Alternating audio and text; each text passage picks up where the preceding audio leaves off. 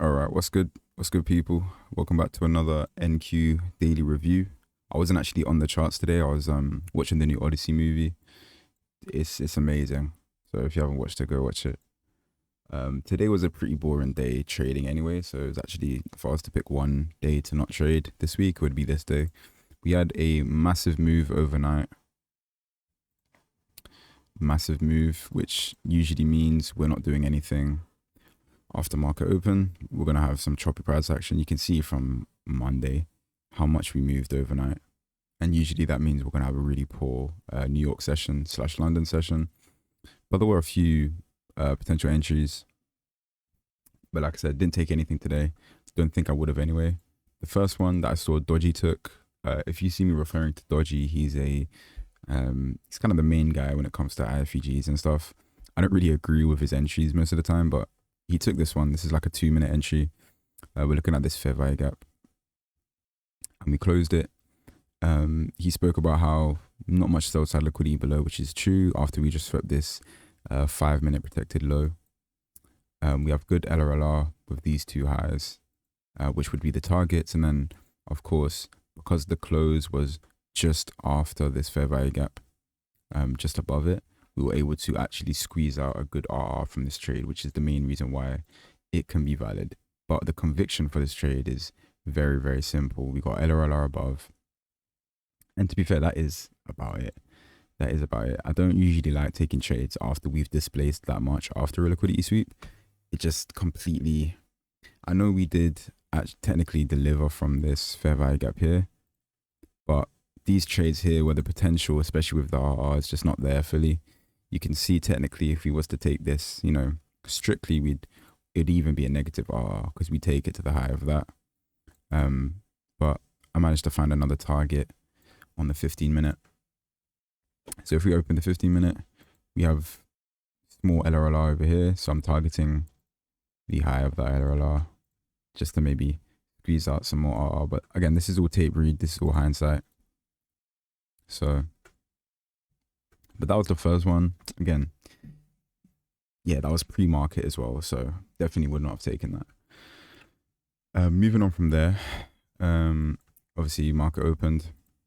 And we induced obviously those 50-minute highs. Usually when market opens, we like to see whether we take sell side or buy side. In this case, we took buy side liquidity.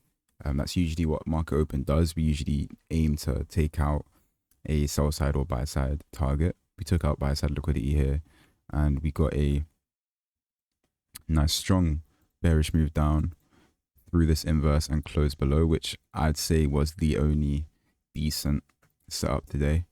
Like I said, we've been displacing upwards for a while.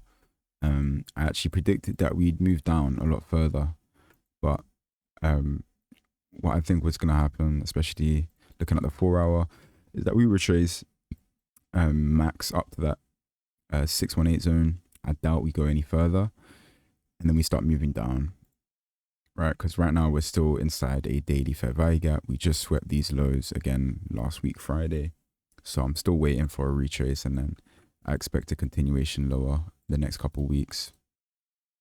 But anyway, back to the 4-hour. Not the 4-hour, sorry, but yeah, back to the 1-minute. We got this nice, again, liquidity sweep followed by a nice inverse. Good momentum on the sweep. On the inverse.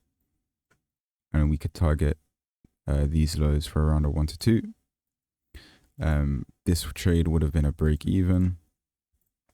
So if you're not aware of the risk management that I use, we do break even at the next draw on liquidity. Sometimes it's subjective to the trade, but in this case, we would have put our stop to break even around that high. So this would have been a break even trade, which is to be expected on a day which with such a choppy price action expected.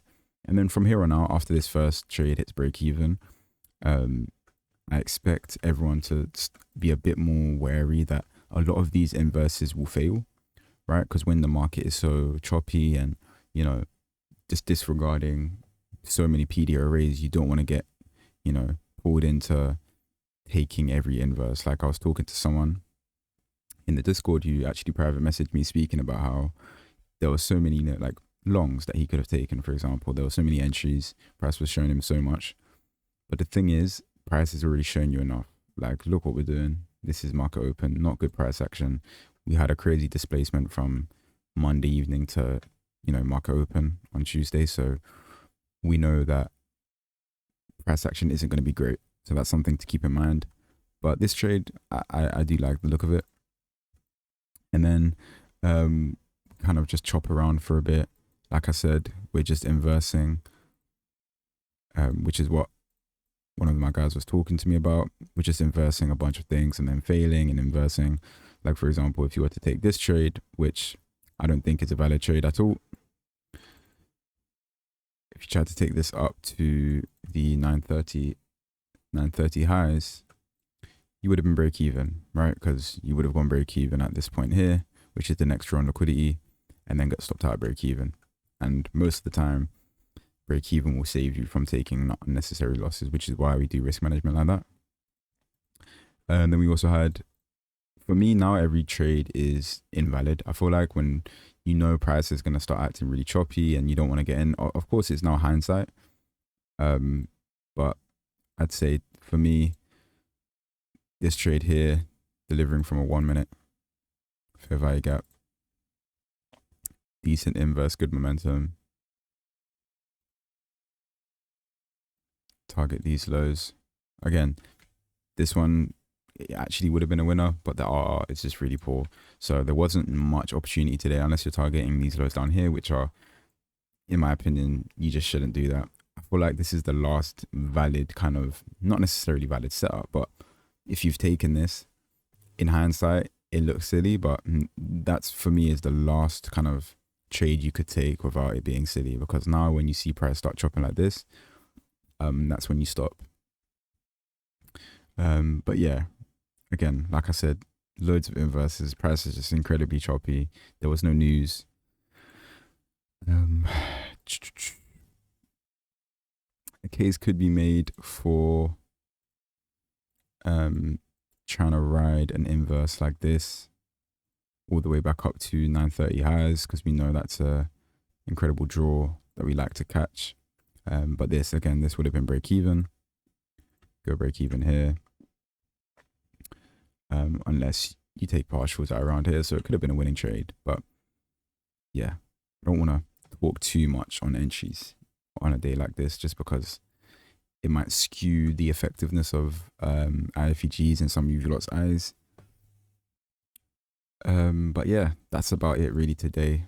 Don't want to go into it too deep, just because poor price action means poor entries, right? You don't want to talk about poor entries too much. You should just know that they're poor entries, and why they're poor entries. I'm not gonna sit there and say, this could have worked, but it, like, even if it looks good, if it's a day where there's choppy price action, it isn't good. Do you know what I mean? Like, no matter what, if you see an A+ setup, or if you see what you think is an A+ setup in really poor market conditions, then it is not an A+ setup, right? Because it's in poor market conditions, which is a big, play. That's one of the PDOs, right? Good market conditions, good price action is part of it, as well as liquidity sweep, displacement, good momentum, premium discount, all of that. So yeah, if you guys had any other trades that you thought were good today, let me know. I just don't think